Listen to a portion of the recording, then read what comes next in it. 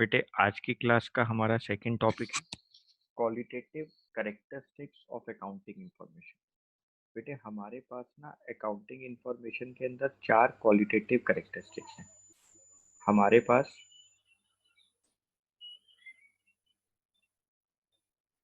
चार qualitative characteristics हैं। ठीक है, हमारे पास चार क्वालिटेटिव कैरेक्टरिस्टिक्स हैं। हम उन चारों को यहाँ पर पढ़ाई करेंगे। ठीक है,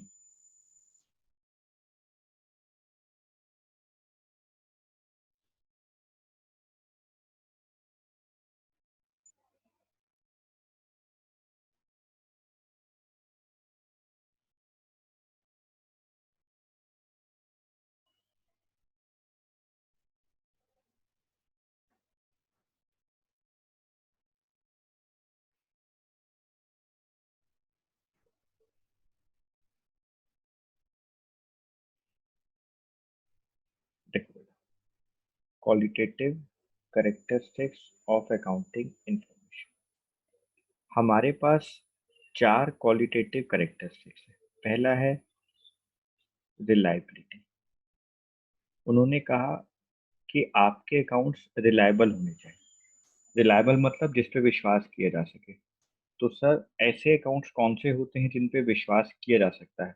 बेटे आपने क्या करना है, आपने अपने साथ हर चीज के लिए एविडेंस रखना है, सबूत रखना है। अगर आपने गुड्स परचेज करें हैं,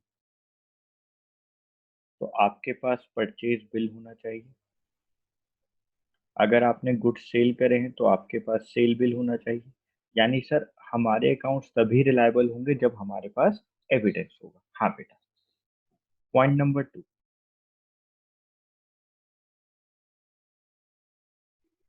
relevance.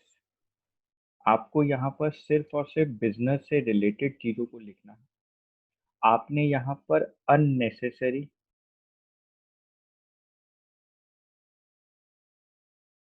And irrelevant information should not be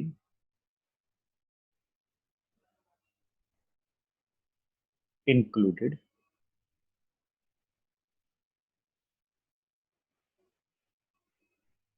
in financial statements। आपने किसी भी अननेसेसरी और irrelevant इंफॉर्मेशन को यहाँ पर नहीं लिखना है। यानी आपने सिर्फ यहाँ पर वही इंफॉर्मेशन लिखनी है जो आपके बिजनेस से डील करेंगी, आपके बिजनेस के लिए रेलिवेंट होगी।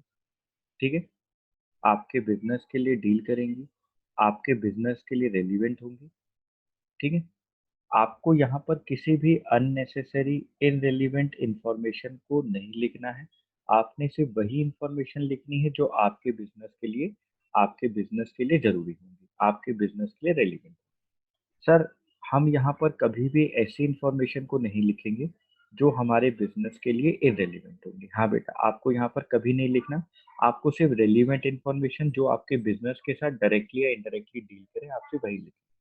फॉर एग्जाम्पल मेरा बिजनेस है कपड़े का, तो सर मैं कपड़े से रिलेटेड, क्लोथ से रिलेटेड जितनी भी ट्रांजेक्शन होंगी वो लिखूंगा। हाँ बेटा, लेकिन अगर आप अपने बिजनेस के अंदर कोई चीज खरीद रहे हैं जो कपड़े से रिलेटेड नहीं, फॉर एग्जांपल आप बुक्स खरीद रहे हैं, आप स्टेशनरी खरीद रहे हैं, तो वो आपके बिजनेस रिलेटेड नहीं है, तो आप उसको नहीं लिखेंगे। अननेसेसरी इररिलेवेंट इंफॉर्मेशन हमें नहीं चाहिए। Point number three, understandability.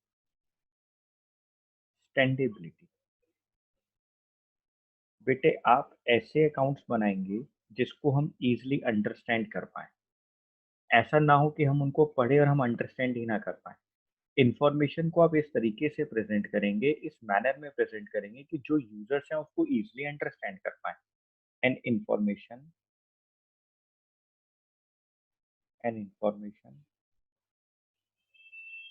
should be presented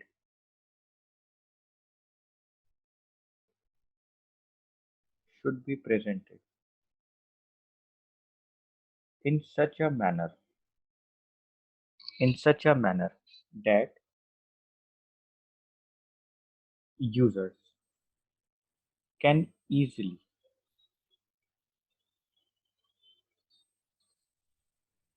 understand it.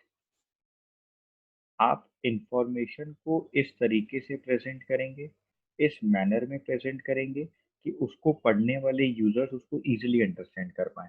Sir यहाँ पर यूजर से मतलब वही है, इंटरनल और एक्सटर्नल? हाँ बेटा हाँ, यहाँ वही मतलब। Next, last point, comparability.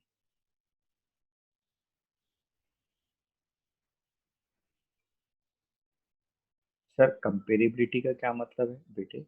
आप अपने अकाउंट्स को इस तरीके से प्रेजेंट करें कि हम उसको ईयर टू ईयर आपस में एक साथ कंपेयर कर सकें। इस साल की सेल्स को लास्ट ईयर की सेल से, इस साल की सेल को नेक्स्ट ईयर की सेल से, इस साल के प्रॉफिट को लास्ट 5 ईयर्स के प्रॉफिट के साथ कंपेयर करना चाहते हैं, पिछले साल से कंपेयर करना चाहते हैं, हम अपनी फर्म को किसी दूसरी फर्म से कंपेयर करना चाहते हैं। तो सर आपने यहाँ पर मतलब रखा कि अगर हम लोग किसी भी वेरिएबल के बेसिस पे कंपैरिजन करना चाहते हैं डिफरेंट टाइम पीरियड में, over a different time periods के अंदर, हाँ बेटा, तो आपको ऐसे अकाउंट्स बनाने हैं, इस तरीके से अकाउंटिंग इंफॉर्मेशन देनी है कि आप लोग अपने अकाउंट्स को इजीली कंपेयर कर पाए। आप चाहे वो कंपैरिजन अपने साथ करें, चाहे आप वो किसी दूसरी फर्म के साथ करें। Okay sir, it means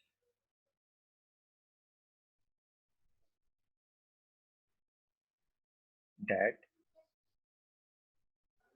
the user should be able to compare various aspects of a firm over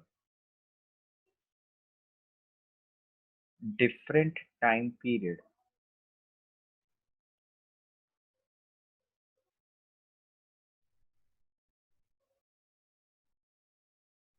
and with other firms।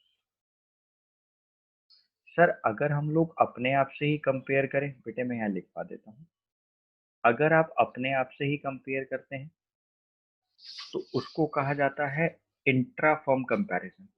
लेकिन अगर आप लोग अदर फर्म्स के साथ कंपेयर करते हैं तो उसको कहा जाता है inter firm comparison. Intra firm comparison और विद सेम फर्म। अगर हम अपने आप को खुद से ही कंपेयर करते हैं, और बेटे इंटर फर्म कंपैरिजन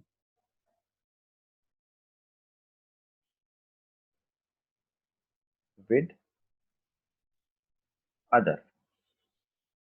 अगर हम लोग दूसरी फर्म्स के साथ कंपेयर करते हैं तो उसको कहते हैं इंटर फर्म कंपैरिजन। हम अपने रिजल्ट्स को ईयर टू ईयर अपने साथ ही कंपेयर करते हैं तो उसको कहा जाता है इंट्रा फर्म कंपैरिजन। ठीक है सर। तो सर हमारे पास 4 पॉइंट्स कौन कौन से आ गए बेटा? पहला पॉइंट आ गया रिलायबिलिटी, दूसरा आ गया रेलिवेंस, तीसरा आ गया अंडरस्टैंडेबिलिटी, चौथा आ गया कंपेरेबिलिटी। सर इसको क्या कहते हैं? मैंने आपको कहा था ये इंपॉर्टेंट है हमारे लिए, qualitative characteristics of accounting information. ठीक है सर, तो सर ये हमारे लिए ज़्यादा इंपॉर्टेंट है। हाँ बेटा ये आपके लिए ज़्यादा इंपॉर्टेंट है, qualitative characteristics of accounting information. ठीक है सर। बेटे हमारे इस चैप्टर का जो लास्ट टॉपिक है उसका नाम है सिस्टम ऑफ अकाउंटिंग। और पता है मैं ना इसके ऊपर अभी ज़्यादा चर्चा नहीं कर पाऊंगा क्योंकि अभी हम लोगों ने इसके बारे में और डिटेल में आगे सब पढ़ना है। कुछ यहाँ पर ऐसी टर्म्स हैं जिसको मैं अभी नहीं डिस्कस कर सकता, लेकिन बस मैं आपको ये बता देता हूँ कि हमारे पास दो तरह की सिस्टम ऑफ अकाउंटिंग होती है। एक होती है डबल एंट्री सिस्टम और एक होता है बेटा सिंगल एंट्री सिस्टम। बेटे हम लोगों ने इंडिया में डबल एंट्री सिस्टम को फॉलो किया है। आपकी जो बुक है अकाउंट्स की उसके बाहर भी लिखा हुआ है डबल बुक कीपिंग, है ना? और सिंगल एंट्री सिस्टम हम लोगों ने फॉलो नहीं किया हुआ है। बस दोनों में फर्क क्या होता है बेटा, यहाँ पर डबल एंट्री सिस्टम के अंदर हम लोग ड्वेल एस्पेक्ट सिस्टम को लेके चलते हैं। हम ड्वेल एस्पेक्ट सिस्टम को लेके चलते हैं। इसका मतलब ये होता है कि जितनी भी ट्रांजैक्शंस हमारे पास आती हैं ना बिजनेस में, जो ट्रांजैक्शंस हम रिकॉर्ड करते हैं बेटे, उसके दो इफेक्ट्स होते हैं, हैज टू इफेक्ट्स। हम उसके दो इफेक्ट्स लिखते हैं। फॉर एग्जाम्पल मैं यहाँ लिखता हूँ परचेज्ड गुड्स फॉर कैश ₹10,000। अगर इस ट्रांजैक्शन में हम दो इफेक्ट देखें तो सर इफेक्ट ये आया कि हमारे पास गुड्स आ गए 10,000 के, आपने प्लस कर दिया, और बेटा हमारे पास से कैश चला गया 10,000 का, ये माइनस हो गया। तो देखो यहाँ पर प्लस हो गया, यहाँ पे माइनस हो गया, यानी दो इफेक्ट आ गए ना। ठीक है सर। तो अभी बस आप इतनी सी बात समझ लें, इसके आगे डिटेल्ड चर्चा मैं आगे जाकर बहुत करने वाला हूँ। तो सर सिंगल एंट्री सिस्टम में क्या होता है बेटा, सिंगल एंट्री सिस्टम के अंदर वो सिस्टम है जहां पर हम लोग डबल एंट्री सिस्टम को फॉलो नहीं करते, हम डबल एस्पेक्ट्स को फॉलो नहीं करते। हम सिंगल एंट्री सिस्टम के अंदर कुछ ट्रांजैक्शंस होती हैं, जैसे cash purchase, cash cell, assets purchase, हम इसकी ट्रांजैक्शंस लिख देते हैं और हम कुछ ट्रांजैक्शंस को इग्नोर कर देते हैं। मतलब मैं वहां पर ये कह सकता हूँ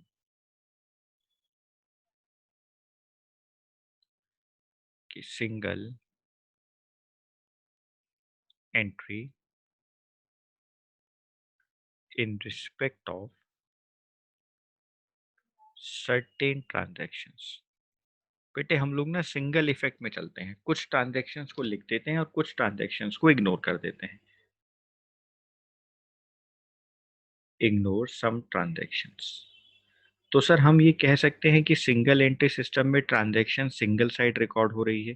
बेटा मैं ये बात आपको कहना चाहता हूँ कि जहां पर हम लोग कंप्लीटली ड्वेल एस्पेक्ट सिस्टम को फॉलो नहीं करते ना, हम डबल एंट्री सिस्टम को जहां पर कंप्लीटली फॉलो नहीं करते, उसको सिंगल एंट्री सिस्टम कहा जाता है। Under this system, either both aspects of the transactions are recorded or only one aspect is recorded or not recorded at all. बेटे मैं दोबारा से बोलता हूँ, under single entry system either both aspects of the transaction are recorded, या तो हम दोनों साइड रिकॉर्ड करते हैं या हम एक साइड रिकॉर्ड करते हैं, और only one aspect is recorded और not recorded at all. It means single entry system जो है वहां पर होता क्या है, आप दोबारा से सुनो। या तो हम ट्रांजैक्शन को दोनों तरफ लिख देंगे, पहला केस, या हम ट्रांजैक्शन को सिर्फ एक ही साइड लिखेंगे, दूसरा केस। तीसरा केस हम ट्रांजैक्शन को लिखेंगे नहीं। लेकिन ऐसा डबल एंट्री सिस्टम में नहीं होता, वहां पर सारी ट्रांजैक्शंस रिकॉर्ड होती हैं, सारी, और वो भी डबल इफेक्ट में रिकॉर्ड होती हैं। सिंगल एंट्री सिस्टम में क्या होता है, मैं दोबारा से बोलता हूँ, पहला केस हम डबल एस्पेक्ट में चले, मतलब दोनों जगह रिकॉर्ड कर लें। दूसरा केस हम एक ही जगह रिकॉर्ड करें, एक जगह छोड़ दें। और तीसरा केस हम ट्रांजैक्शन को इग्नोर ही कर दें, हम लिखे ही ना, रिकॉर्ड ही ना करें। अरे सर वहां तो तीन चीजें पॉसिबल हैं, लेकिन डबल एंट्री सिस्टम में हम किसी ट्रांजैक्शन को रिकॉर्ड ना करें ऐसा नहीं होगा। हम each and every transaction should be recorded in dual aspect. हम सारी ईच और एवरी ट्रांजैक्शन को रिकॉर्ड करेंगे और डबल इफेक्ट में रिकॉर्ड करेंगे। लेकिन बेटा सिंगल एंट्री सिस्टम के अंदर या तो हम ट्रांजैक्शन को ड्वेल एस्पेक्ट में रिकॉर्ड कर लेंगे, कुछ ट्रांजैक्शंस को सिंगल एंट्री में रिकॉर्ड करेंगे और कुछ ट्रांजैक्शंस को छोड़ देंगे। तो सर वहां तो कंप्लीट अकाउंटिंग होती नहीं होगी। बेटा तभी सिंगल एंट्री सिस्टम का नाम क्या है, इनकम्प्लीट बुक्स ऑफ अकाउंट्स। अभी हमें उस पर चर्चा करनी है, आपके सिलेबस का सबसे लास्ट चैप्टर है सिंगल एंट्री सिस्टम, जो हम आपको पढ़ाएंगे 11th के लास्ट में, फाइनल्स में, कि सिंगल एंट्री सिस्टम को अकाउंट्स फॉर इनकम्प्लीट रिकॉर्ड्स भी कहा जाता है। ठीक है सर। तो सर इस चैप्टर में हमें क्या पढ़ना है, आपको सिर्फ इन दोनों का मीनिंग पढ़ना है कि डबल एंट्री सिस्टम और सिंगल एंट्री सिस्टम क्या होता है। ठीक है सर। बेटा आपका फर्स्ट चैप्टर यहाँ पर कंप्लीट हो गया है। अब आप इस पूरे चैप्टर को दोबारा से आप समझे, मैं आपको असाइनमेंट में आज ही भेज रहा हूँ। आप लोग इस रिकॉर्डिंग को सुनने के बाद उस असाइनमेंट को अपनी नोटबुक में करेंगे। ठीक है सर। धन्यवाद।